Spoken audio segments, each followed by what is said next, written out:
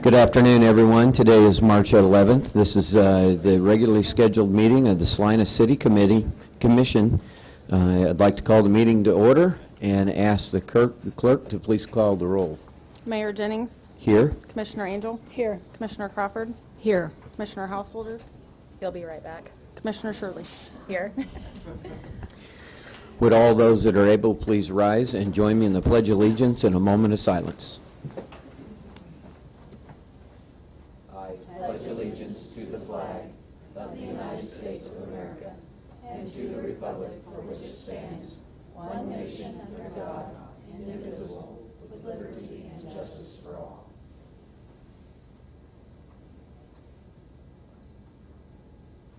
Thank you.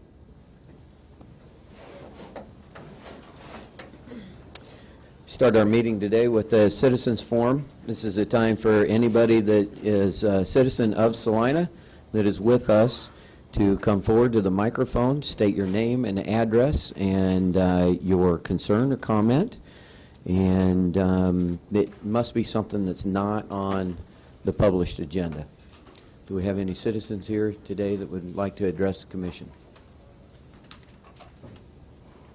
Seeing none, today we have no awards and proclamations. We'll move into public hearings and items scheduled for a certain time.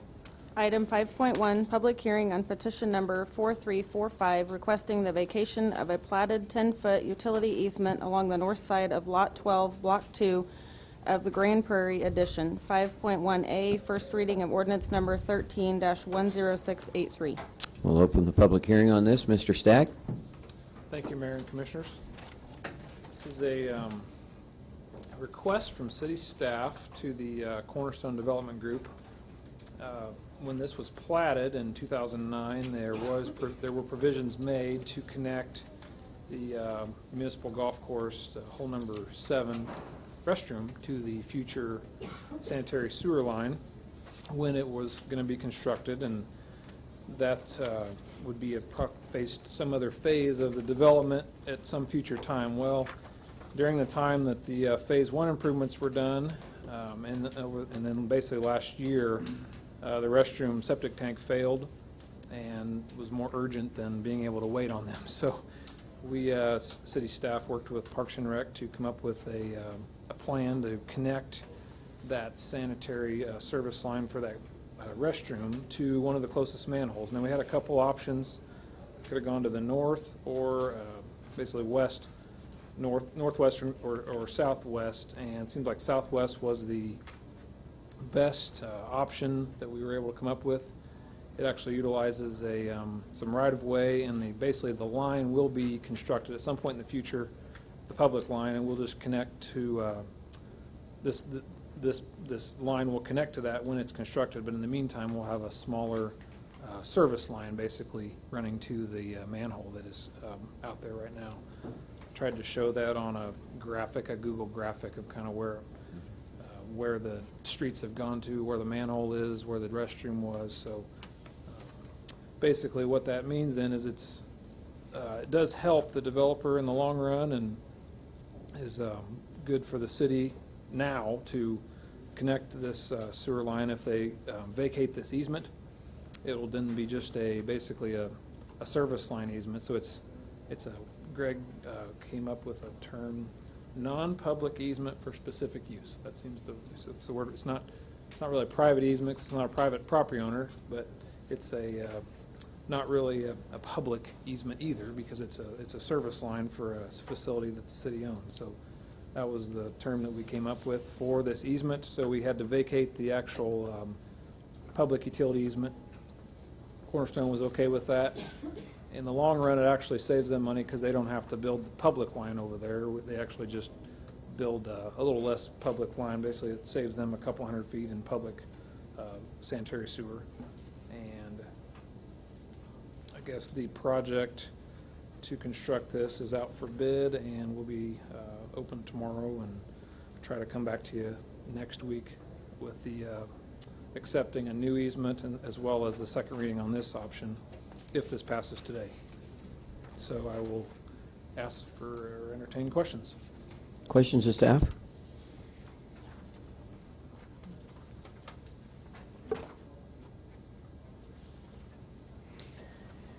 Mr. Stack, when you met with, or did you meet with Cornerstone Development Group? Yes. That routes just lays out just fine? And Yeah, it does. there's no issues with them, yeah. Yep, and they were pretty happy because then they don't have to build basically that whole lot.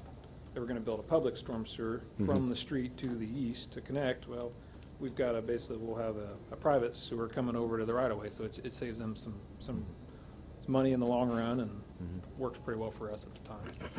Okay, good.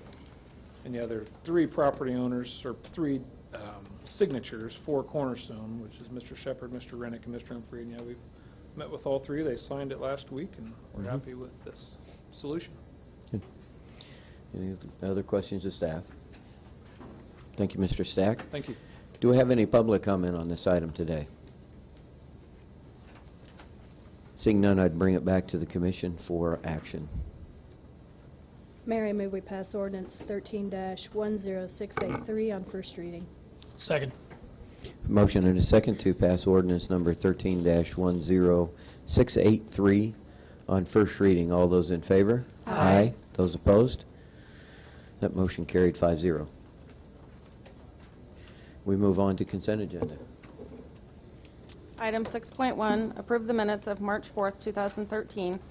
Item 6.2, award of contract for the 2013 asphalt mill and inlay, Part 1, project number 13-2954 to APAC, Kansas, and the amount of $283,223.95, plus a 5% construction contingency. Item 6.3, award of contract for the 2013 asphalt mill and inlay, Part 2, project number 13-2954 to APAC, Kansas, in the amount of $175,403.30, plus a 10% construction contingency. Item number 6.4, approval of pipeline crossing and encroachment agreement with the Union Pacific Railroad Company.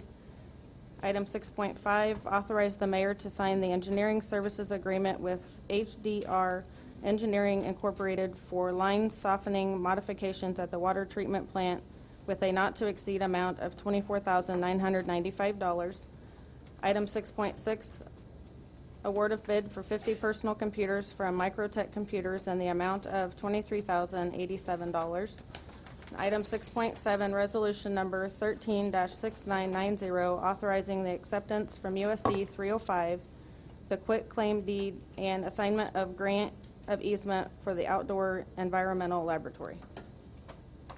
Are there any items the commissioner wishes to have pulled from the consent agenda? No. Seeing none, I'd entertain a motion.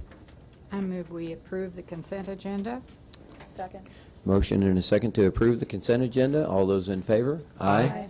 Those opposed? That motion carries 5-0. We move on to, flip the page here, to administration. We have no development business today. Item 8.1, second reading, ordinance number 13-10676, amending Chapter 8, Article I, Division 2 of the Salina Code by amending Section 8-31 and adding Section 8-59.1, providing a local amendment to the 2006 International Residential Code by adding and amending Appendix F, radon control methods. This ordinance number 13-10676 was passed on first reading on our March the 4th meeting. Since that time, no public comments have been received, and Section 4 of the ordinance was changed to reflect the 90-day implementation period discussed in that meeting. Do we have any public comment on this item today? Seeing none, I bring it back to the commission for action. I move we approve ordinance number 13-10676 on second reading. Second. Motion and a second to approve ordinance number 13-10676 on second reading. Would the clerk please call the roll? Commissioner Angel? Aye. Commissioner Crawford? Aye. Commissioner Householder? Aye. Commissioner Shirley? Aye. Mayor Jennings. Aye. That motion carried 5-0. Item 8.2, second reading of amended ordinance number 12-10646, providing for a break and restricted access on Magnolia Road. Mr. Minkson. Thank you, Mayor, Commissioners. Thank you, first of all.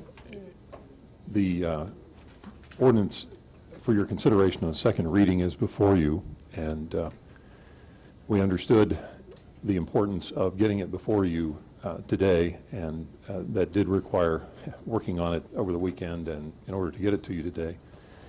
So I appreciate your allowing us to present it to you on that schedule. I also wanted to talk through the changes so that we can be sure that we address those in the manner you preferred, and also to give those commissioners who are not able to be here on first reading an opportunity to sort of catch up.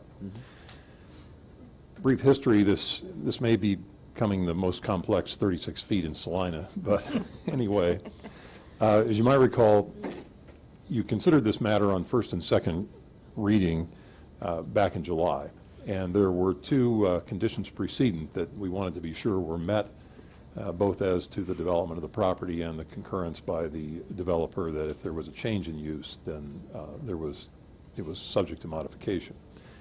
That was proceeding, and but the ordinance was not published. One of those conditions precedent had not yet been met, but was on schedule.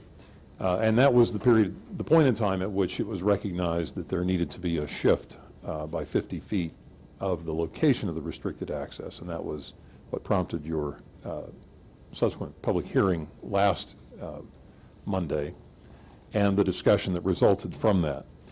And as the blue sheet notes, we understood that there were two assurances that you wanted to be sure were in place. The first, make sure that with that relocation of the vacation of the restricted access and the construction of the drive in that new location, that would remain available for joint use as the full lot is eventually developed. The discussion also went to the potential need for improvements on West Magnolia related to the development, and the assurance that there would be a consent and waiver of protest in the event of a need for benefit district and special assessment financing of improvements along West Magnolia in this vicinity. So, as you look to the ordinance that is before you, it is actually a reconsideration of the original ordinance. Because the first one was not ever published, it was never in effect, it's not really just subject to amendment. We needed to work with the prior ordinance. We've done so. We also needed to address the fact that there were two public hearings that related to your ultimate decision as reflected by this ordinance. So as you look at Section 1, the description of the area there identified as the restricted access is the current request. It is after the shift, if you will, of the 50 feet. One thing that should be pointed out on the findings, given that the discussion went to that potential need for future improvements to West Magnolia Road, you will see one change there in the main text of subpoint E under Section 2 of your findings. If you look down to the fifth line, about midway, you'll see reference to the July 12 public hearing, and then what is new language that says, and the correlation between the anticipated development and the potential need for improvements to West Magnolia Road. That finding is, of course, the basis upon which we then go into the later discussion of the consent and waiver of protest by American Ag Credit or their successors or assigns. We then go on in that same E to address the considerations that need to be addressed later in the ordinance in terms of the requirements that would be made of the developer. The first is,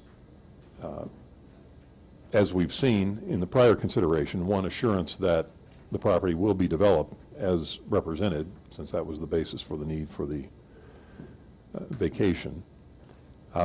Number two then speaks to the consent and waiver of protest of special assessment financing. Number three addresses how that, in the event that there is a termination of that use, that they're subject to either removal or modification of that drive.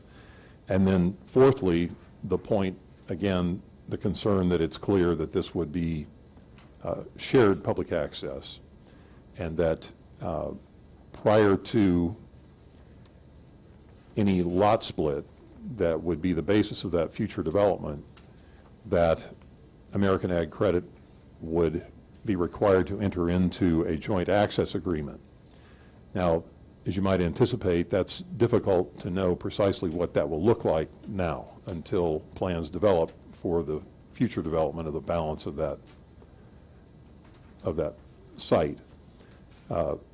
So that then leads us to how do we, if those conditions are accurately reflect what the conditions you articulated, it's how do we implement those. Certain of those are conducive to addressing again before, prior to publication of the ordinance.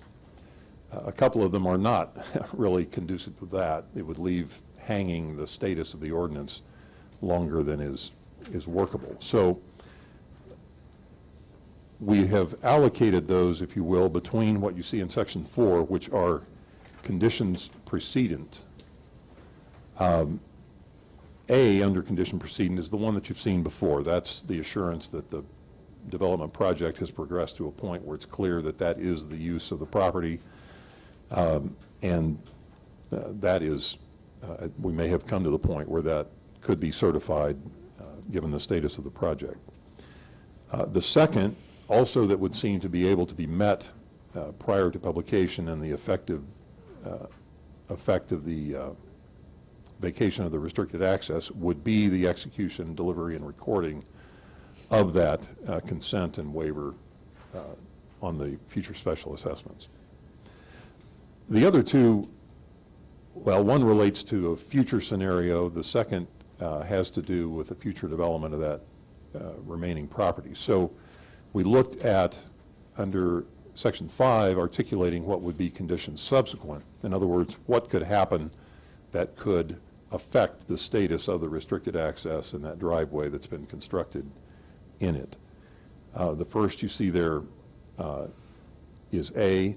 That acknowledges the fact that one of the conditions preceding the first time was the execution, delivery, and recording of a covenant by the developer, that they acknowledged that if there was a change in the use, that it was subject to reconsideration and reevaluation by the City Commission at that time.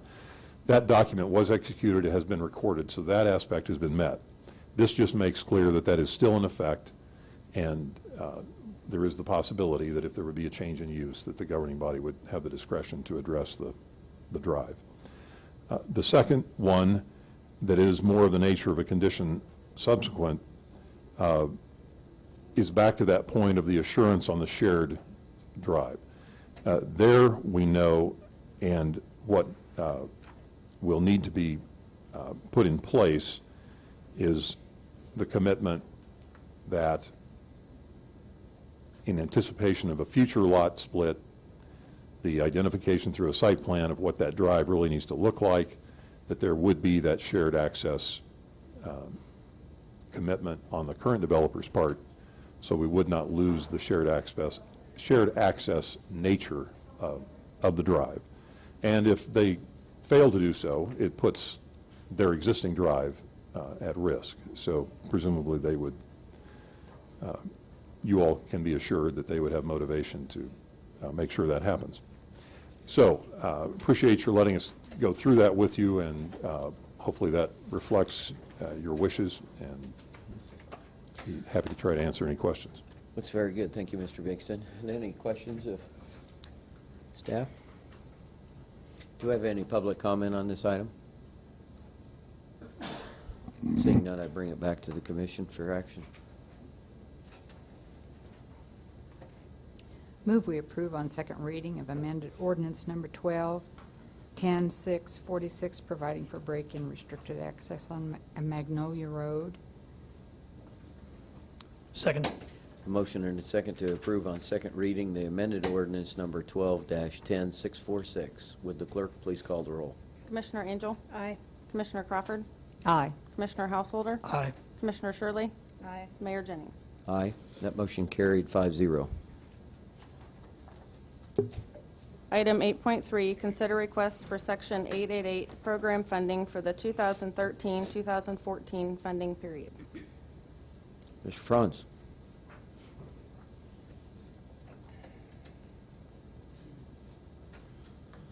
Mayor and Commissioners, thank you. The City of Salina receives a portion of the 10-cent liquor tax from the state of Kansas. 1/3 of that has to be designated to go for intervention in or treatment education about alcohol and drug abuse. We have a long-established practice of distributing these funds based on a biannual contract.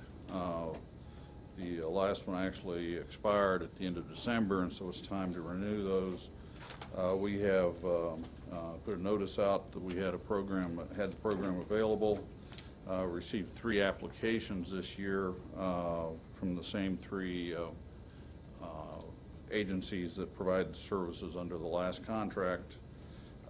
Central Kansas Foundation this time has asked for $400,000 over the 2-year period. They are provide a comprehensive package of services up to and including inpatient treatment. They list for last year's number of people served as being 783 persons. St. Francis has a little different kind of program. They've focused on young people, adolescents. Approximately a year ago, they did expand that program to include parents with young children also. They have requested over the 2-year period $87,900. That compares to the last 2-year period where we distributed approximately $80,000 to them. They show about 80 people being served by the program over the last year. Catholic Charities, once again, has a little different focus. They are not involved in counseling and treatment so much as they are in education and outreach, specifically targeted towards the Latino community within the city of Salina. And they have asked for $50,000 over the 2-year period compared to the last period of $38,500.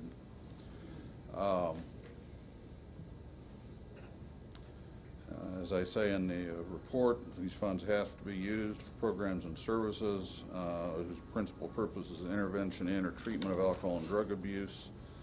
We anticipate receiving somewhere, and I'm going to say between $300,000 and $350,000 over the next 2-year period. We just got notice of our first distribution, and it is up 8% over last year's first distribution. So depending on your perspective, that's either good or bad with this program. A couple of courses of action that you might take. First would be to fund the agencies in proportion to their current funding levels. I have that listed as option 1. That would distribute approximately 61% of the money we received to Central Kansas Foundation, 26.5% to St. Francis, and 12.5% to Catholic Charities.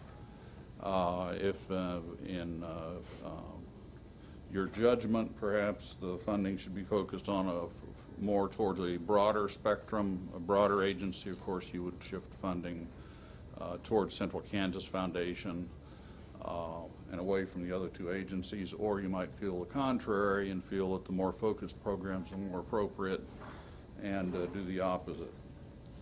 I know that we have representatives of at least some of the agencies present, and I would stand for questions. I might defer to those individuals if you ask something that's too tough. Questions of staff? Thank you, Mr. Franz.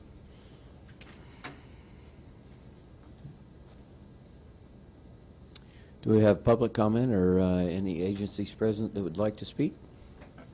Please state your name and address for the record. Thank you, Mayor Jennings and Commission. I'm Les Sperling from the Central Kansas Foundation. I just want to take a moment to thank you very much for your support over the years. These dollars are very, very critical to helping highly intoxicated people stabilize and get back in our community. There is a real direct cost benefit when people get into recovery, return to work, and start paying taxes again and get back with their families. So as time goes on and we look at sequestration and other cuts that are headed our way, these dollars are very, very important to our work. I just want to thank you for the support over the years, and I'm happy to stand for any questions you would have on our application. Any questions? Mr. Sperling, Mr. Franz indicated that St. Francis was geared more towards treatment of youth or juveniles. Does your treatment program only start at 18 and up, or do you also treat? We do education and evaluation and some treatment as needed for adolescents, but primarily our programs are 18 and above. Okay.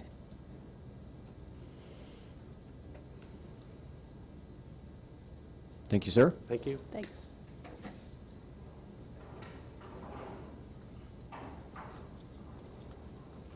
Good afternoon. Amber Holter, and I'm with St. Francis Community Services. Again, I also just wanted to thank you guys for the consideration of this grant. We work with adolescents, primarily ages 12 to 18, and again, just like Mr. Sperling said, these dollars are important to help all these children go through treatment, even those who don't have insurance or any other kind of funding for them. Any questions from commissioners? I have one question. How does St. Francis work? I know how CKF works because I've worked with people at my job that had been through that program. Are they court appointed, or do the parents take them to St. Francis? How does that? All of the above, actually. Okay. Right now, we have a lot of self-referrals, parents who have called in. We also get referrals from the USD 305 if they have any concerns with drug or alcohol use going on with the child there. Also, we work with probation officers, both court services, community corrections. So we get all different referrals. Thank you. Thank you.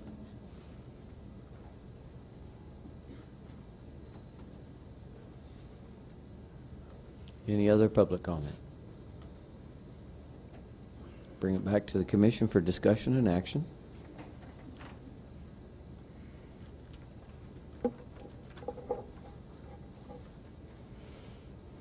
Mayor, I move that the commission consider division of the special alcohol funding be distributed, with CKF receiving 56.5% of the funds, St. Francis 27.7%, and Catholic Charities receiving 15.8%. Second. Motion and a second to distribute the funds of the special alcohol program to CKF at a 56.5%, St. Francis at a 27.7%, and Catholic Charities at a 15.8%. All those in favor? Aye. Those opposed? That motion carried 5-0.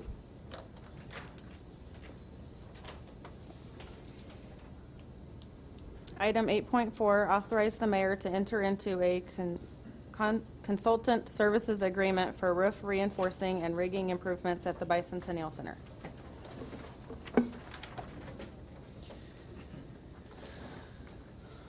What do you got for us today, sir? Thank you, Mayor and Commissioners. The item before you today is in regards to the design, proposed design and roof rigging and reinforcements for the Bicentennial Center. Initially, there was a study done by Geiger Engineers, which was completed last April.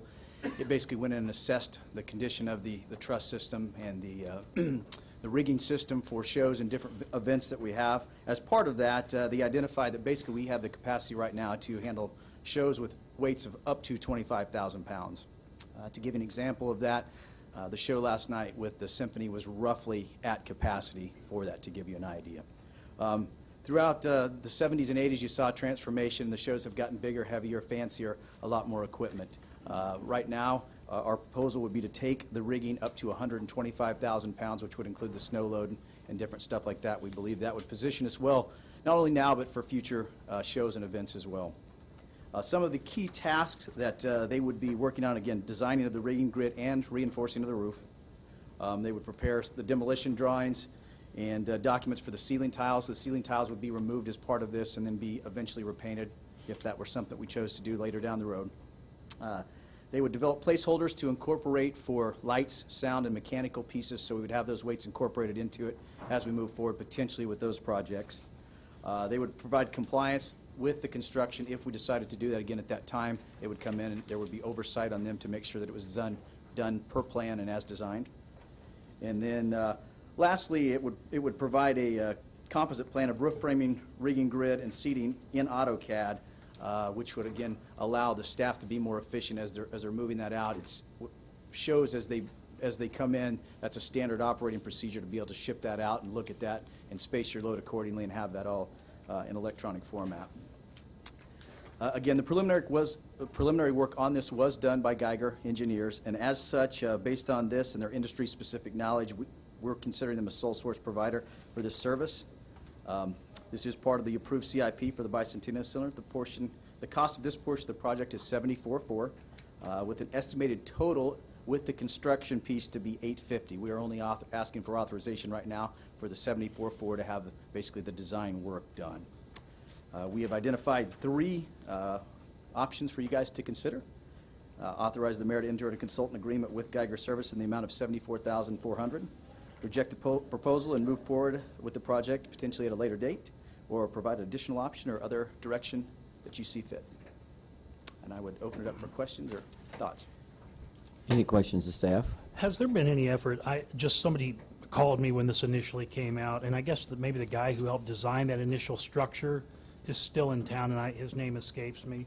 Has there been any effort to maybe liaise with him a little bit with these new designers, just to make sure we're covering all bases and information? We're talking about a big structure here, and I know these guys are experts, but I just don't think it would hurt to check in with this guy and see if there's any knowledge that he still has, or any way he can help. I mean, it's just a... Right. Just... To my knowledge, we have not reached out to him. Geiger was something that Global Spectrum felt very strongly about in terms of their past relationship and their, again, industry-specific knowledge, very professional, but it certainly would be... Sure, yeah, and I have no doubt they're probably experts at what they do. I just thought if we do still have some of the original designers here, it may not, a phone call doesn't hurt. And Sure. And if I get his name, I'll try and get it for you. It escapes me right now, but I just thought better safe than... Sure. More information is not Yeah. not necessarily a bad thing. Sure.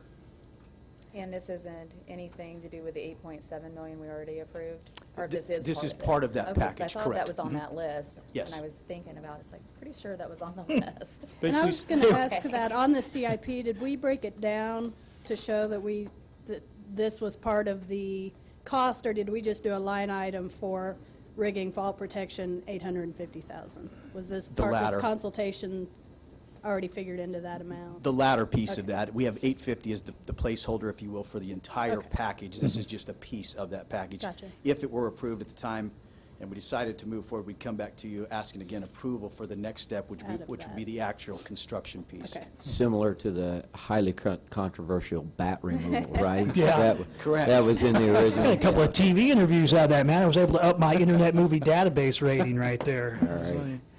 Further questions of staff? I wasn't really going to shoot him, by the way. Yeah. It was like, is he serious? I'm what? No, I was not serious. Now you got the backlash, you're backing off. No, I was. I think bats are really nice, wonderful, So we know we can put it. whatever they are.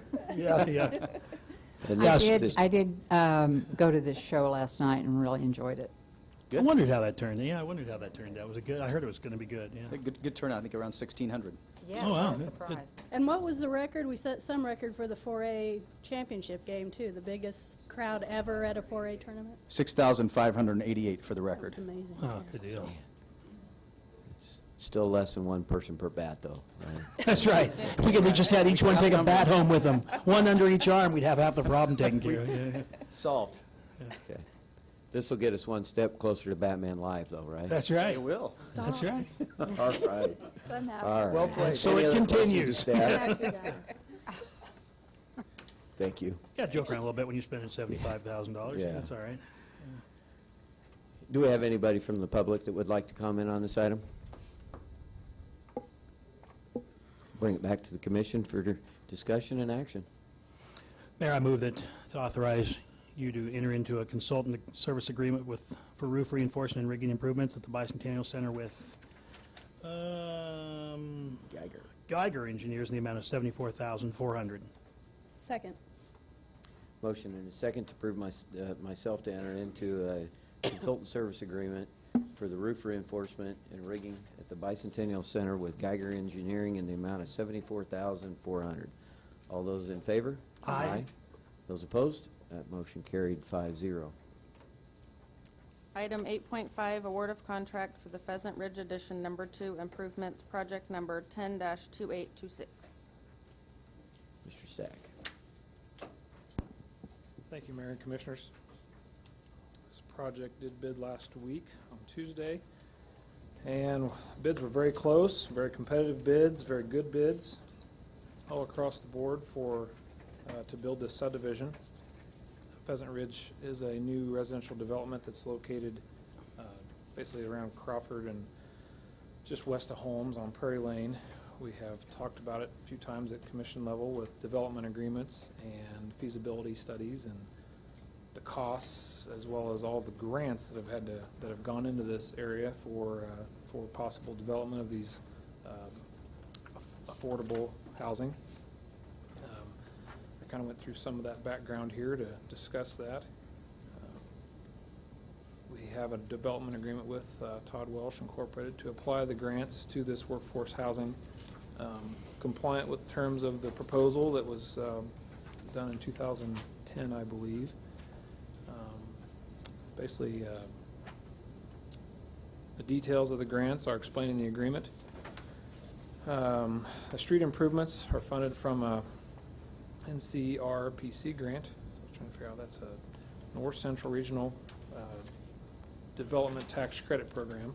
So that helped to fund the street improvements. The EPA grant helped to fund the water improvements. So based on those two grants, as well as the agreement with the developer to put in some cash for the workforce housing aspect, as well as his agreement with the church that's there was a lot of nuances to the numbers. It was not as easy to a low bid wins the job, basically. So a lot of this blue sheet discusses that, and I know APAC, Vern Hopkins, has sent you all an email regarding his concern with they were a low bidder, but based on the way they bid the job, their numbers didn't quite work out to be the best value for the property owners and the development as far as special assessments go. So basically, I'll try to explain it best I can. Mike has explained it in an email, and I've got those points here as well, and we can answer questions. It's pretty complex, and it was a surprise to staff to see how this actually worked out. I shouldn't say surprise. We knew there was a possibility. It's hard to anticipate that it would actually work out this exact way, but the language was put into the contract that said lowest and best bidder. So it was anticipated that this, there could be a chance that it could be close, or there could be some nuance that would cause us to consider lowest and best, and may not be lowest. So put that in the contract just to give us that, or kind of keep the contractors aware of that possibility based on the complexity of this project. The water improvements are funded at a 55-45 split from the EPA up to a maximum of $243,000. The 45% match does not, with either bid, did not get met. It was going to be around $230,000 to $240,000. So we weren't going to get to the maximum no matter which bid we used. The project was bid as a single project with separate totals for the water and the street improvements. This was basically to separate out for the grant dollars to be applied to each different project. So we had to have them bid as separate projects with one combined total. It does seem counterintuitive that the higher bid represents the best overall value to the city, but with the developer's cash contribution and the grant funds, the water and sewer expenses resulted in a lower special assessment to the second low bidder. Basically, because he bid quite a bit lower on the street portion, that which is good for us in the long run because it's concrete and it was a very good value in this project. It basically offset the higher number for the utilities cost, and since we're able to use some of the EPA grant funds for the utilities cost, we realized an overall, basically an overall value that resulted in lower special assessments. Special assessments are in the range of $7,600 to $14,000. So close to what the original proposal considered, and better than staff's bids from later last year. We were concerned that this was creeping up, and we came back to you a few months ago just to talk about that very issue, that special assessments could be higher, they'd still be affordable. We were concerned they were going to be higher, but the bidding environment again now is very competitive, and this job came in really pretty low for I'm trying to think, it's $27 a square yard for pavement, so that's really good for concrete pavement. So that's quite a bit lower than we saw last fall on our concrete rehab project. So contractors are hungry again, and they bid this accordingly. Let's see, I'll just go through Mike's email a little bit. The funds, the uses of the funds and the assessments were lower for votes. Staff didn't anticipate that at the time. It's pretty complex. It would have been hard to explain that in the contract to begin with. And so we just really had to get the numbers, and it shook out. It is what it is. Shook out how they, we apply them, and it shakes out how it is. There was no way we could have, the contractors were, APAC was concerned that they should have altered their numbers, or they should have bid one lower than the other, and they said, well, if we'd have known this, we could have tried to figure that out, and that's just not possible. It's, typically bidders have all kinds of ways that they pad numbers or lower numbers or increase numbers, but there's no real way to anticipate how this would have worked out. APAC was concerned with, they're a local company. They are local people hired. They hire local subs, so they were concerned that, we're for a few $1,000 or a couple $100 per assessment, why not just go with the local guy? So yeah, we understand their concern. This does use more EPA dollars, so since the EPA grant funds are, we can use a little more of them. Basically, we have a maximum of $243,000, so we get closer to the max. We don't actually max out those funds, but arguably we're using a little more federal dollars in this job to make it better for the local taxpayers. So the city property owners, in this case, the people who buy those lots will realize some savings from that. Arguably, we are using some federal dollars to help with that, but that's the way the grants worked out. The life cycle cost of asphalt and concrete did come up a little bit. APAC's bid was lower for asphalt by the little bit, but not, their actual bid for the street portion was not lower, and we didn't really get into the life cycle cost of concrete versus asphalt. He didn't stress that too much, and we were glad, because we feel like that's a heck of a debate that we didn't feel like having at that point, and concrete has proved very well for the city for a long time. So APAC has the opportunity to address the commission. I don't know if they're here. I don't think they are. So he did email you. I guess that was what he felt was what he was going to do. And we work with Vern all the time. APAC is a contractor that we utilize for a lot of our projects. So we awarded them $500,000 worth of mill and inlay work today at this commission meeting, just right before this. So it isn't that we don't like to work with them, don't like to give the locals money. So it's just the way this shook out. Lastly, we said legal staff was available for any questions they had. They were thinking they would talk to their legal staff about the bid process and could it be awarded to a different bidder, but Jason and Greg and Mike, and we've all talked about it. We didn't see any reason that we were doing anything that isn't in our code or our policies, or the EPA was fine with it as well. We checked with them to make sure that they did email us confirming that our reasoning seemed reasonable to them and acceptable, and if they had any other questions to let them know. So I feel like we've covered our bases and ultimately get to realize a little more savings for these future property owners with going with the votes bid. So our recommendation is to award the bid to Votes Parga Construction in the amount of $701,449.43 with a 5% contingency. We did have the second option on there to award to APAC as well, and we can discuss this further and talk about it again if we have to and reconsider it next week. So those are our options, and I'll stand for questions, and glad I have a team here to respond. Mr. Stack, have we used Volkswagen before? Yes, they have aggressively bid some projects in the last 3 or 4 years, and done a really good job so far. They recently worked for a developer for the Stone Lake subdivision. They've done some concrete rehab work for us, some ramps, ADA ramps, and did another development, Riffle subdivision number 2. That was their first one into town, and he went through the licensing process, and it helped us understand how challenging that is for some of the contractors who do this work for a living, but have to take the test that was really geared more towards asphalt paving. So it helped us actually change some of our testing too. But anyway, Boats has done a good job. It works for Newton, Wichita. Actually, they did the art sculpture project just last fall. Actually, they did a good job on that as well. So, yes, they worked with us enough to where we're very comfortable with them. Okay. Further questions of staff? I just thought it was funny when you mentioned how they bid on it. They kind of had this. I always wonder why they just don't bid what it actually cost. You know, it just seems an odd way to do things. You ought to just bid what the job cost, and if you get it, you get it.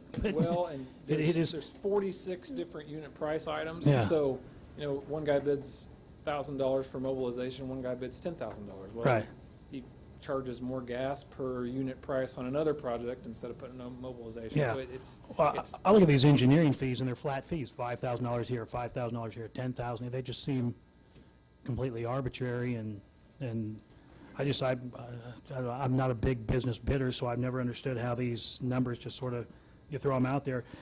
I guess the more important question, and maybe more of the protective of this, is did we have a direct sort of ratio or percentage that this was going to save the eventual home buyers on special taxes? Because that's ultimately what we're looking at here. When we looked at the whole project, right. The way one company bid, it allowed more use of the federal funds, which offset their special assessments tax. Do we know it was at 5% cheaper as sort of an average overall, or because ultimately that's why we're deciding on this bidder. While the price is higher, the federal funding offsets it and makes it more affordable for the homeowner.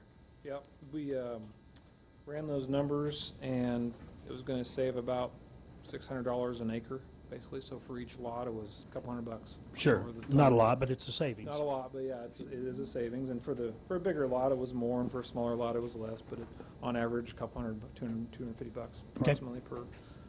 So that was. And again, that language in the contract which said specifically best or lowest or best price end. Yeah, lowest and best bid. It's part of our actually sign a code and our public improvement procedures. We had I think it's a charter ordinance as well. Is that correct, Greg? We charter out of, is that our purchasing policy?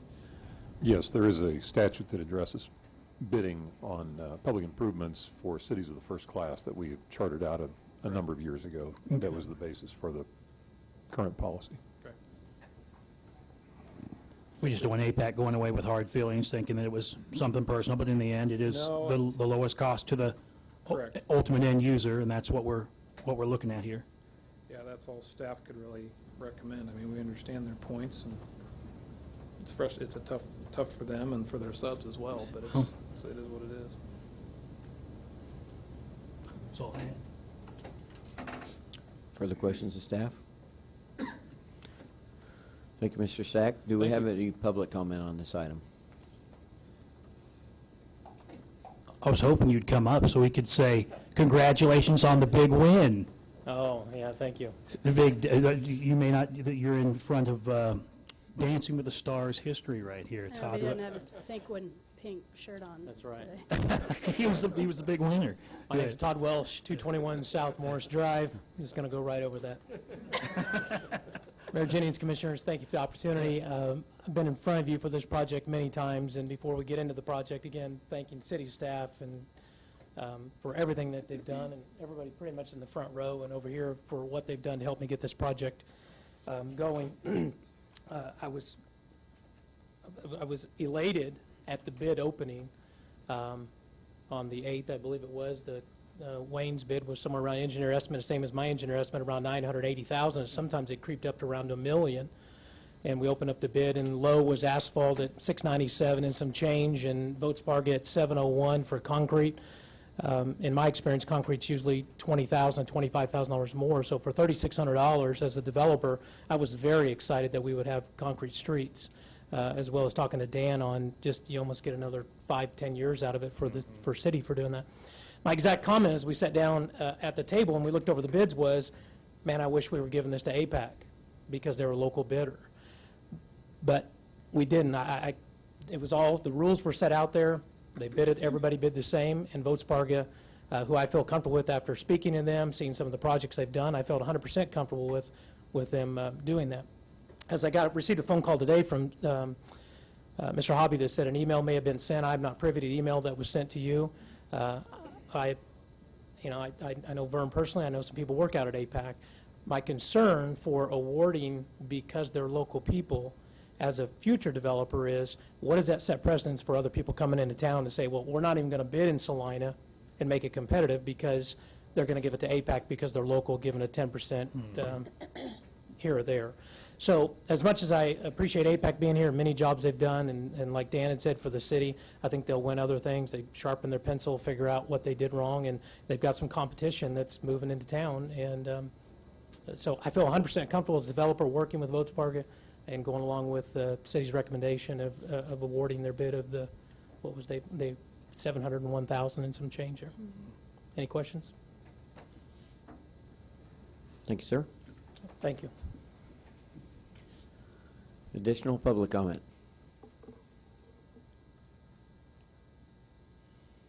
Seeing none, I'd bring it back to the commission for further discussion and action. Mayor, I move the commission award the contract for the concrete option to Votes Parga Construction in the amount of $701,449.43 plus a 5% construction contingency. Second. Motion and a second to approve the contract for the Pleasant Ridge Addition Number 2 improvements to Votes Parga. All those in favor? Aye. Those opposed? That motion carried 5-0. Do we have any other business today? I move we adjourn. Second. Motion and a second to adjourn. All those in favor? Aye. Those opposed? We are now adjourned.